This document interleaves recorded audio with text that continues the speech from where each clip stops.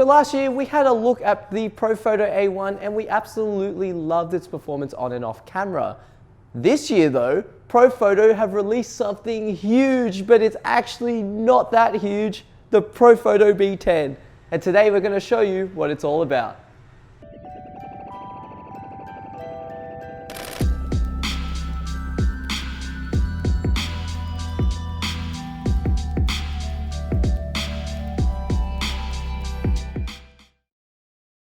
So the Profoto B10 is a prosumer monolight that is designed to be portable so you can take your studio powered flash out with you on location with ease.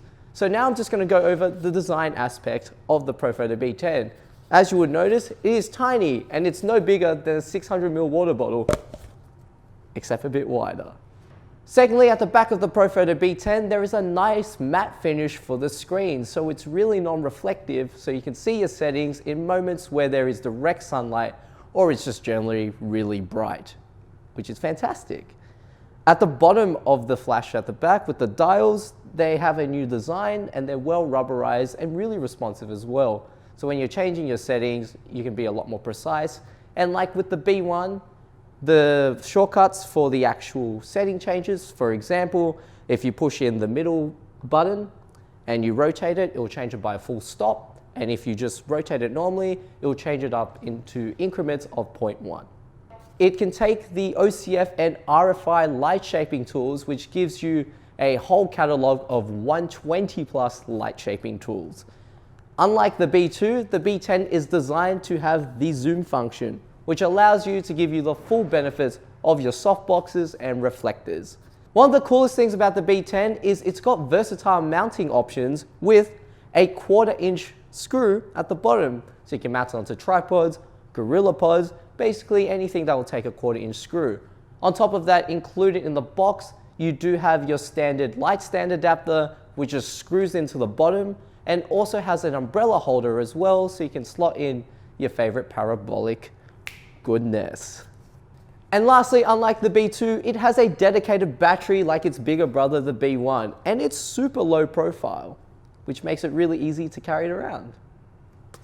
So now I'm just going to go over the key features of the Profoto B10. So firstly, like the B2, it has a 250 watt-second power output, which is the equivalent of about 5 speed lights. Like any other Profoto light, it's got Air TTL inbuilt, so if you use it with either a Profoto A1 or with the Air TTL remote, you can get full TTL functionality no matter if you're a Canon, Fuji, Sony, Nikon, or Olympus user, you just have to get the right remote. It's got a 1/50,000th of a second freeze time and recycling time as fast as 0.05 seconds. And you can shoot high-speed sync up to 1/8000th of a second.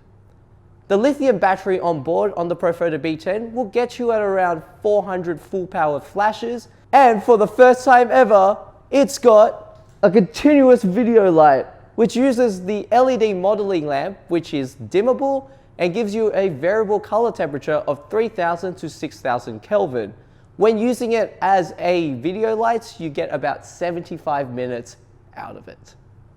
And finally, one of the coolest features about the Profoto B10 is it's got a smartphone app associated with it. Basically, what you can do on the app, you can adjust the power output, and when you're doing continuous video, you can adjust the color temperature as well as the brightness of the light. And if you have multiple B10s, you can have them grouped up and you can change the settings of both or individually. The options are endless. There's only one thing about the smartphone app though. At the moment, it's only available for iOS users, so Android users will just have to do it the traditional way. So performance-wise on the Profoto B10 is absolutely fantastic. The light is super responsive. It works seamlessly with the Air TTL system. There's no problems on connectivity there. Recycle time is actually quite quick. I did a burst earlier, and obviously the camera can shoot around 3-4 frames a second. Flash kept up with that. I'm sure it's more than capable of keeping up with a faster camera, because it did not seem like it struggled at all when doing that. In terms of the UI of the actual flash, I actually love it so much. It's kind of like the ProPhoto A1 layout menu, but a lot easier to use. So navigating through, choosing your settings, choosing the Bluetooth connectivity or the modeling lamp, everything is so simple on the B10 that it's really easy to just pick up. And you'll honestly learn it super quick. There's probably maximum 3 or 4 menus on that. Just makes it super easy to learn on. So now I'm just going to quickly talk about the umbrella adapter that comes with the B10. So the B10, super well thought out design, and as with its umbrella adapter, super well constructed. Really like how the bottom of the adapter is just attached to the 1/4" screw of the B10. So for example, if you have a really large umbrella setup and you don't really want to disassemble it, all you need to do is you just kind of leave it on the stand, unscrew the B10 off, and then use your B10 out, and then screw it back on when you need your umbrella setup, which is really neat for anyone with a studio setup or kind of like a photo booth setup.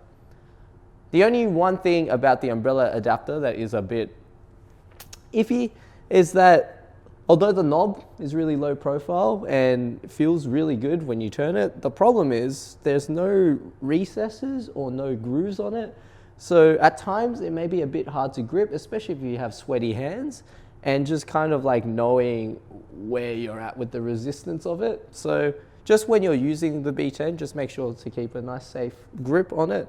And as well, when you're adjusting the angle, the B10 doesn't have a handle, so you'll need to like kind of grip it pretty harsh at the bottom, and then you can position it. Do actually like how the B10 has this little sun hood thing. I think that's pretty neat. And just the all-round thought of the design. It's like a B1, but smaller, zoom function. Really like the screen, really like the UI. It's all around such a solid light. So apologies in advance for the shots that I'm about to share as samples, as I am a complete novice when it comes to lighting. But that really shows you how good the B10 is, even for a noob like myself. The sample shots today were shot with a Canon 5D Mark IV with the AirTTL-C remote, as well as the ProPhoto B10. The B10 was super easy to set up, and the shots that are coming out of this are fantastic. The light quality looks good, and the images come out nice and punchy. The video light isn't too bad either, and boasts a good CRI rating for accurate color representation. So my final thoughts on the ProPhoto B10. It's an absolutely fantastic light and one of the best lights ProPhoto has put out in the last 3 years. Honestly, with the design, it's super well thought out. To back it up, it's got great performance and software, which beginners all the way up to professionals can benefit from. It's super easy to use, it's super portable, as well as it being super reliable with the AirTTL system. For photographers who are looking to do a bit of video work as well, the ProPhoto B10's continuous video light function is brilliant as well. If you have any questions on the ProPhoto B10, pop them in the comments below. Make sure to follow us on our Facebook, Instagram, and our blog. Links to those in the description below to stay up to date with our events and what's going on in store. And as always, if you enjoyed our video, make sure to hit the like button and the subscribe button so you don't miss out on our next update.